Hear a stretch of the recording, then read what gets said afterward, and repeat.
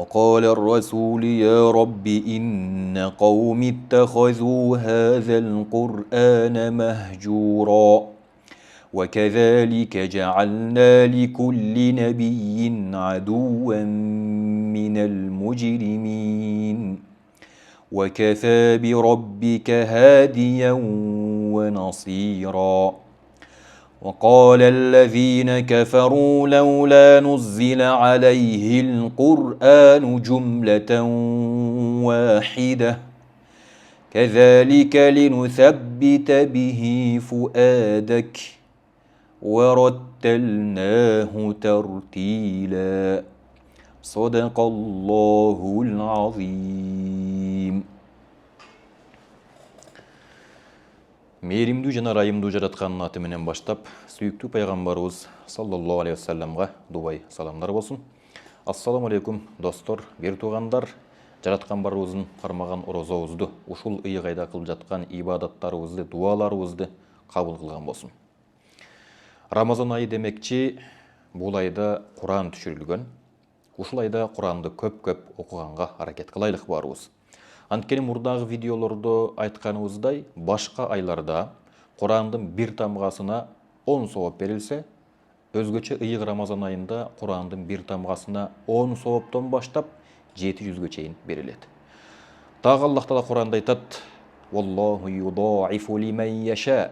Аллах Таала кимге кааласа арттырып бермекчи. 700-дөн баштап балким 70 миң, балким 700 миң, Аллах Таала кимге кааласа көбөйтүп, арттырып бере берет. Куран демекчи, Куран тууралуу өтө бир кызыктуу болгон окуя менен бөлүшкүм келип турат.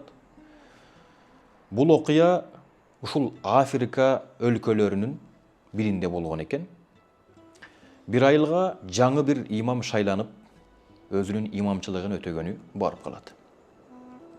Куранды жатка билген, Куранды жөн эле билбестен Курандын ичиндеги аяттарга амал кылган, жашоосунда көргөзгөн, жашаган, Курандан сырткары фых илимин, хадис илимин, пайгамбарыбыздын өмүр баяныга тиешелүү сиро илимин да мыкты билген айтор, өзүн көп тараптуу жетиштирген имам болот. Өзүнүн адеп ахлагы менен, жүрүм туруму менен ошол айылдын элиге аябай жагат. Айылдын эли ушул имамды кадырлап, ар бир Рамазанда имамды кезек менен үйгө конокко чакырганга адатка айландырат. Ооз ачарга. Ушул айылда дагы бир эки түгөй бар эле.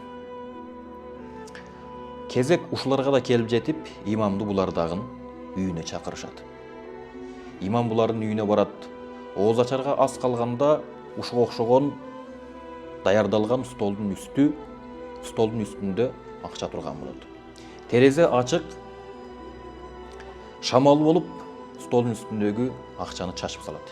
Имам болсо, акчаны акырын чогултуп, кудум ушундай болгон Курандын ичине салып, мынтип жаап коет.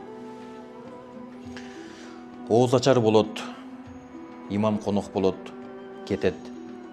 Имам кеткенден кийин акча жоголот. Жанагы эки түгөй ары карайт, акчаны таппайт. Бул жакты карайт, акчаны таппайт. Аял айтат: "Мен ушул дасторконго мушу столдун четине койдум эле." Күйөөсүнөн сурайт: "Сен алгансың, албадыңбы?" "Жок, мен албадым. Көргөнүм да жок." Анан экөө ары ойлонуп, бери ойлонуп, акыркы ойлогон чечими эмне болот? Эң акыркы биздин үйгө келген имам болгон. Менимче имам алды дейт. Имамга күмө санашат. Ошентип жанагы үйдүн ээси, кожоюн имамга болгон ою, имамга болгон пикири өзгөрүп калат. Эмнеге дегенде, бул жаман ой кетти дейм, имам уур окшойт депчи. Ошентип арадан толук бир жыл өтөт. Кийинки Рамазан келет. Анан жанагы булар эми айттык го, конокко чакырып адатка айландырышкан депчи. Кезек кайра эле ушуларга жетип келет да, ушул үй бүлөгөчү. Чакырбайын десе болбойт. Анан элден уялып коем, чакыра берели деп анан чакырат. Үн сөз жок, ооз ачар болот, тамак жеп атып, анан жанагы үйдүн кожоюну акыры чыдабай айтат: "Кечиресиз, эсиңиздеби былтыры ушул Рамазан айында сизди конокко чакырганда аялым айтты эле, дасторконун үстүндө акча калган эле. Сиз кеткенден кийин ошол акча таппай қалдық. Сізден башқа үйге ешкім келген емес дейді. Имам башын жерге салып, көзінен жашы қылғырып, үйла береді. Үйдегілер ыңғайсыз болады. Анан имам сөзін баштайды. Силер мени жаман ойлап, күмөн санап аткандарга мен ыйлаганым жок дейді. Мен дейді, ошол акчаны терезеден шамал кирип, чачып салгандыктан чогултуп, дагы шамал учуруп кетпесин деп Курандын ичине салып койдум эле. Силер 1 жыл бою Куранды бир да жолу ачпапсыңар. Бир да жолу Курандын ичинен бир дагы аят окубапсыңар. Мен ушуга өкүнүп ыйлап атам. Мына биздин мусулмандардын акыбалы деп ошентип ыйлаган экен имам. Ошо сыңары жогоруда мен окуган аятта дагы Аллах Таала айтып атат: "Ва кала ар-расул я Rabbi инна кауми иттахазу хазал Кур'ана махжура." Ал пайгамбар айтты дейт: "О Раббим, о жаратканым, менин коомум Куранды таштап салды" деген аят. Фуркан сүрөсүнүн 30-чы аяты.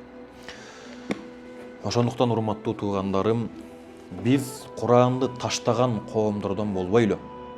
Тескерисинче Куранга жармашкан, Куранга амал кылган, Куран менен жашаган коомдордон бололу. Аллах Таала сүйгөн коомдордон, пенделеринен бололу.